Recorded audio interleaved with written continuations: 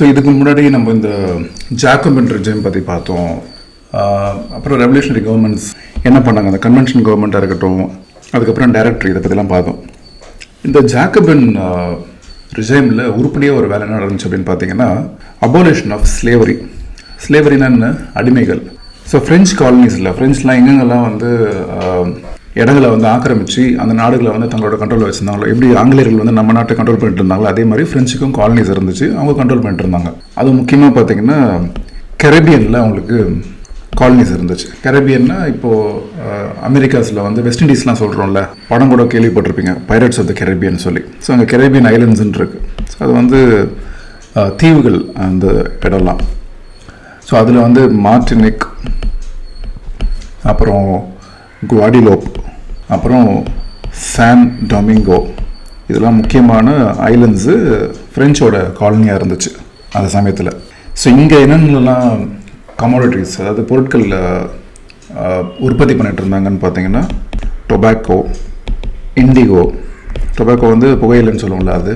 Indigo வந்து அதை use பண்ணி தான் வந்து துணிக்கு டைலாம் அடிப்பாங்க. அந்த காலத்துல இந்த ராயல் ப்ளூலாம் இருக்குது பார்த்தீங்களா, அதெல்லாம் இந்த இண்டிகோலேருந்து தான் வந்துச்சு. அப்புறம் சர்க்கரை, சுகர், அப்புறம் காஃபி பீன்ஸ், இதெல்லாம் இங்கே உற்பத்தி பண்ணுவாங்க இந்த ஐலண்ட்ஸில். ஸோ ஃப்ரான்ஸ் எங்கே இருக்குது, அமெரிக்காஸ் எங்கே இருக்குன்னு உங்களுக்கு தெரியும். ஸோ அந்த பொருட்கள்லாம் உற்பத்தி பண்ணணும் அப்படின்னா ஃப்ரான்ஸ்லேருந்து ஆட்கள் போய் அங்கே வேலை செஞ்சு, அங்கே இருக்கிற பிளான்டேஷன்ஸில் வேலை செஞ்சு உற்பத்தி பண்ணி திருப்பி இங்கே வந்து யூரோப்பில் வந்து விற்கணும். ஆனால் அந்த சமயத்தில் பார்த்தீங்கன்னா இந்த யூரோப்பியன்ஸ் இருக்காங்கல்ல, அதாவது ஃப்ரான்ஸில் இருக்கிறவங்க மட்டும் கிடையாது, பெரும்பாலும் இந்த யூரோப்பில் இருக்கிற மக்கள்லாம் வந்து ரொம்ப தூரத்தில், அப்புறம் அந்த இடம் என்னன்னே தெரியாத இடத்துக்கெல்லாம் போய் வேலை செய்கிறதுக்கெல்லாம் வந்து விருப்பப்பட மாட்டாங்க. ஒரு விதமான ஒரு அவர்ஷன் இருந்துச்சு. ஸோ இதனால் என்ன ஆச்சு அப்படின்னு பார்த்தீங்கன்னா, இந்த டொபாக்கோ, இண்டிகோ, சுகர், காஃபியெல்லாம் உற்பத்தி பண்ணுறதுக்கு லேபர் ஷார்ட்டேஜ் வந்துச்சு. ஏன்னா ஆட்கள் வேணும்ல அங்கே வேலை செய்கிறதுக்கு. இதனால தான் ஒரு விஷயம் உருவாகுச்சு. அது என்னன்னு பார்த்தீங்கன்னா, ட்ரையாங்குலர் ஸ்லேவ் ட்ரேடு. ஸ்லேவ் ட்ரேட்னாவே உங்களுக்கு தெரியும், அது வியாபாரம். ஸோ இந்த அடிமைகளை வச்சு வியாபாரம் பண்ணுறது தான் ஸ்லேவ் ட்ரேட். இது ட்ரையாங்குலர் அப்படின்னு சொல்கிறோம் அப்படின்னா, ட்ரையாங்குலர் 3 சைஸ் இருக்கும், 3 கார்னர்ஸ் இருக்குன்னு உங்களுக்கு தெரியும். ஸோ ஒன்று வந்து யூரோப்பு, அப்புறம் ஆஃப்ரிக்கா, அப்புறம் அமெரிக்காஸ். ஸோ இந்த 3த்துக்கு நடுவில் நடந்தது அந்த ட்ரையாங்குலர் ட்ரேட் அப்படின்னு சொல்லுவோம். ட்ரையாங்குலர் ஸ்லேவ் ட்ரேட் பார்த்தீங்கன்னா 17th centuryயில் ஸ்டார்ட் ஆச்சு. ஸோ ட்ரையாங்குலர் ஸ்லேவ் ட்ரேட் நம்ம எங்கன்னு பார்த்தோம், யூரோப், ஆஃப்ரிக்கா, அப்புறம் அமெரிக்காஸ் பார்த்தோம். ஸோ ஃப்ரான்ஸில் பார்த்தீங்கன்னா அந்த சமயம் ஃபேமஸான போர்ட் என்னன்னு பார்த்தீங்கன்னா பார்டோ, அப்புறம் நான்டஸ். ஸோ இங்கே இருக்கிற ட்ரேடர்ஸ் என்ன பண்ணுவாங்கன்னா, அங்கேருந்து ஆஃப்ரிக்காவில் இருக்கிற கோஸ்டல் ஏரியாவுக்கு போவாங்க. ஸோ அங்கே போயிட்டு லோக்கல் சீஃப்டன்ஸ். ஸோ சீஃப்டன்ஸ் அப்படின்னா குடித்தலைவர்கள் நம்ம சொல்லுவோம்ல, அங்கே இருக்கிற ட்ரைபல் ஏரியாவோட தலைவர்கள். மக்களை பாதுகாக்கணும், ஆனால் அதே சமயத்தில் பார்த்தீங்கன்னா இந்த மாதிரி ஸ்லேவ் ட்ரேட்லேயும் அவங்க ஈடுபட்டு இருந்தாங்க. ஸோ அவங்கக்கிட்ட இந்த ஸ்லேவ்ஸ் எல்லாம் வாங்கி அவங்கள வந்து பிராண்டிங் பண்ணுவாங்க. பிராண்டிங்னா கையில் வந்து பச்சை குத்துற மாதிரி நம்ம பார்த்துருக்கோம்ல, அது மாதிரி சூடு போட்டு நல்ல ஸ்லேவு, இந்த பொருள் வந்து அவ்வளோ வேலை செய்யாது, அந்த மாதிரிலாம் மோசமாக பிராண்டிங் பண்ணி ஷாக்கிள்ஸ்னால் செயின் போட்டு கட்டி போட்டு ஷிப்பில் வந்து பேக் பண்ணி ஏதோ பொருளை பேக் பண்ணுற மாதிரி அமுச்சு விட்ருவாங்க. அங்கேருந்து எங்கே சேல் ஆகும், அமெரிக்காஸுக்கு சேல் ஆகும். இந்த ஜேர்னி பார்த்திங்கன்னா கிட்டத்தட்ட 3 மாதம். ஸோ 3 மாதம் இந்த அட்லாண்டிக் ஓஷன் வழியாக ட்ராவல் பண்ணுவாங்க இந்த ஸ்லேவ்ஸ்லாம், அடிமைகள்லாம். ஸோ அவ்வளோ மோசமான ஒரு கண்டிஷனில் ட்ராவல் பண்ணி அமுச்சு விடுவாங்க. அங்கே அமெரிக்காஸ் கரேபியன் ரீச் ஆனதுக்கப்புறம் இந்த பிளான்டேஷன்ஸில் இருக்கிற ஓனர்ஸ், பிளான்டேஷன்ஸ்னால் தோப்பு, எஸ்டேட்னு சொல்லலாம். ஸோ அந்த ஓனர்ஸ்க்கு வந்து இந்த ஸ்லேவ்ஸை வந்து விற்றுருவாங்க. அந்த ஓனர்ஸும் ஆப்வியஸ்லி இங்கேருந்து ஃப்ரெஞ்சு ஆட்கள் தான் போயிருப்பாங்க. ஸோ அவங்களுக்கு விற்றதுக்கப்புறம் அவங்க என்ன பண்ணுவாங்க, அவங்க இவங்களை வந்து எக்ஸ்ப்ளாய்ட் பண்ணுவாங்க. எவ்வளோ மேக்ஸிமம் யூஸ் பண்ண முடியுமோ அவ்வளோ யூஸ் பண்ணுவாங்க. ஸோ இந்த மாதிரி யூஸ் பண்ணதுல என்னாச்சு அப்படின்னு பார்த்தீங்கன்னா, இந்த பொருட்கள்லாம் சுகர், டொபாக்கோ, இண்டிகோ, காஃபிலாம் வந்து நல்லா ஜாஸ்தி உற்பத்தி ஆக ஆரம்பிச்சிது. அது அங்கேருந்து யாரும் அமெரிக்காஸ் கரேபியன்லேருந்து எடுத்துகிட்டு யூரோப்புக்கு, அதுவும் முக்கியமாக ஃப்ரெஞ்சு எங்கே கொண்டு போவாங்க, பார்டோ இல்லை நான்டஸ் அந்த போர்ட்டுக்கு கொண்டு போவாங்க.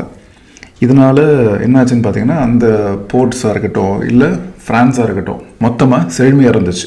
ஸோ இதெல்லாம் நடந்துகிட்டு இருக்கிற சமயத்தில் ஃப்ரெஞ்ச் கவர்மெண்ட் அவங்க எப்படி இதுக்கு ரியாக்ட் பண்ணாங்க. ஸோ இந்த 18th century, அதாவது இந்த 1750க்கு அப்புறமேலேருந்து பார்த்திங்கன்னா இந்த ஸ்லேவரியை பற்றி ஃப்ரான்ஸில் வந்து ரொம்ப கிரிட்டிசிசம் இருந்துச்சு. அதை வந்து தப்புன்னு சொல்லி மக்களே ஃபீல் பண்ண ஆரம்பித்தாங்க. ஸோ நேஷ்னல் அசம்பிளியில் பார்த்திங்கன்னா நிறைய டிபேட் நடந்துச்சு. அதாவது இந்த ரைட்ஸ் ஆஃப் மேன் எல்லா மக்களுக்குமே, அதாவது ஃப்ரெஞ்ச் காலனிஸில் இருக்கிற தங்களோட சிட்டிசன்ஸுக்கும் இது வந்து தகுமா இல்லையான்னு சொல்லி, ரைட்ஸ் ஆஃப் மேன் வந்து எல்லா மனுஷனுக்கும் வந்து சம உரிமை கொடுக்கணும் அப்படின்னு சொல்லி தான் கொண்டு வந்தாங்க. அதாவது அடிமையாக இருக்கக்கூடாது, அவங்களுக்கு லிபர்ட்டி இருக்கணும், சுதந்திரம் இருக்கணும் அப்படின்னு சொல்லி இருந்துச்சுல்ல. ஸோ இது எல்லா மனுஷங்களுக்கும் கொண்டு வரணும் அப்படின்னா ஃப்ரெஞ்ச் காலனிஸ்லேயும் பார்த்தீங்கன்னா தங்களோட ஆட்கள் தான் இருப்பாங்க. ஏன்னா அடிமையாக கொண்டு போனாலுமே இது அவங்களோட நிலம்.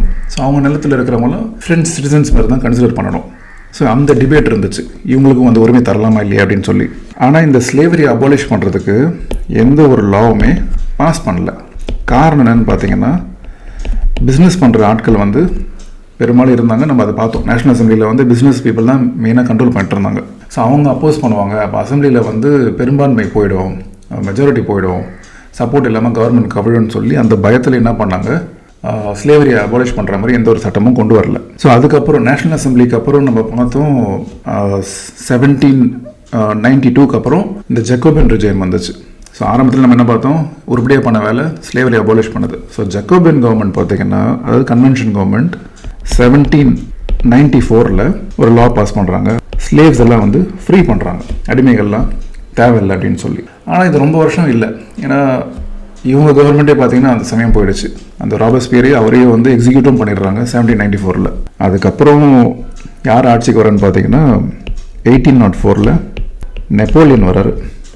அவர் என்ன பண்ணுறாருன்னா, திரும்பவும் இந்த லாவே கூடாது அப்படின்னு சொல்லி, ஏன்னா அவர் வந்து பிஸ்னஸ் பீப்புளுக்கு சப்போர்ட் பண்ணுறாரு.